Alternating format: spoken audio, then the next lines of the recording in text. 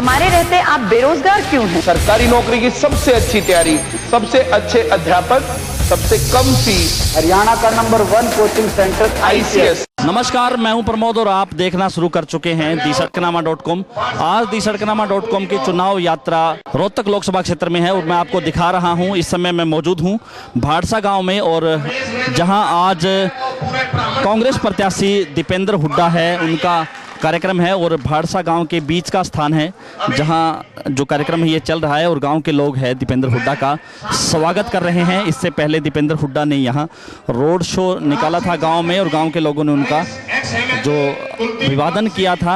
आपको दिखा रहे हैं तस्वीरें कि दीपेंद्र हुड्डा का स्वागत किया जा रहा है गाँव भाड़सा में और ये वो गाँव है जहाँ से एम्स हॉस्पिटल बनाया गया था, कैंसर का बड़ा अस्पताल इस गाँव में।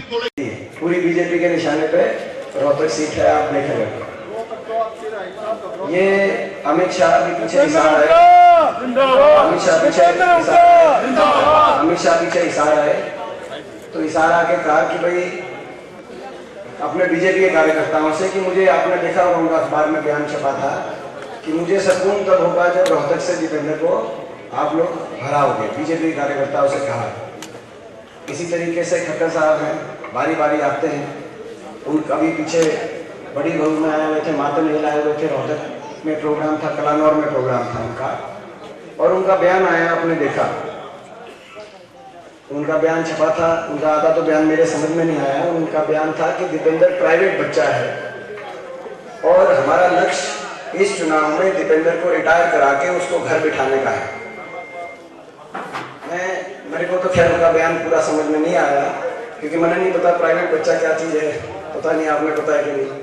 मैं तो आपका बच्चा हूँ, मैं प्राइवेट बच्चा तो हूँ नहीं भाई। और भाई जहाँ तक रिटायर की बात है तो वो तो लोगों के, जिस दिन आप कहोगे कि भाई दीपेंद्र घर बैठ जा, मैं उसी दिन घर बैठ जाऊँगा। मैं भाई इनके कहने से मैं घर भी नहीं बैठूँगा।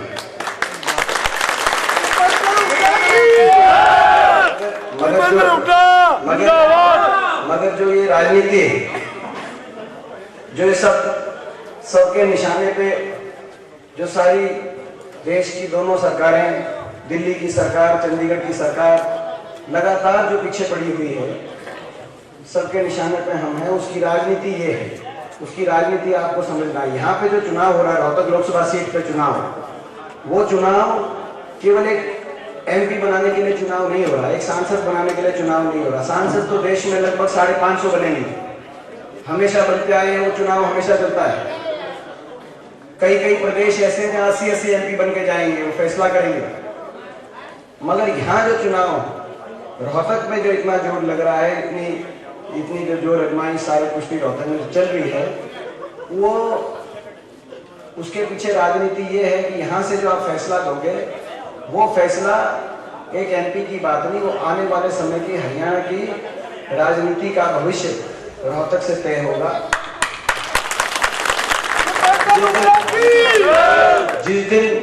जिस दिन यहाँ से अगर आपका आशीर्वाद मिलेगा, जिस दिन यहाँ से आपकी जीत होगी, उसी दिन हरियाणा में इस खट्टर सरकार की उल्टी गिनती शुरू हो जाएगी और आपकी सरकार, आपका राज दोबारा बनने का रास्ता निकल चुका है।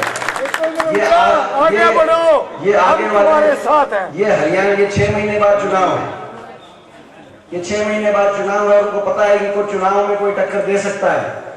हरियाणा के अंदर इस सरकार को बदल के, जिस सरकार ने हरियाणा में झूठ की और फूट की राजनीति करी, हरियाणा को पीछे लेके गए, भाई को भाई से उलझाने का काम किया, कोई विकास कार्य नहीं किया, हर वर्ग से झूठे वायदे किए, धरातल पे कुछ किया नहीं।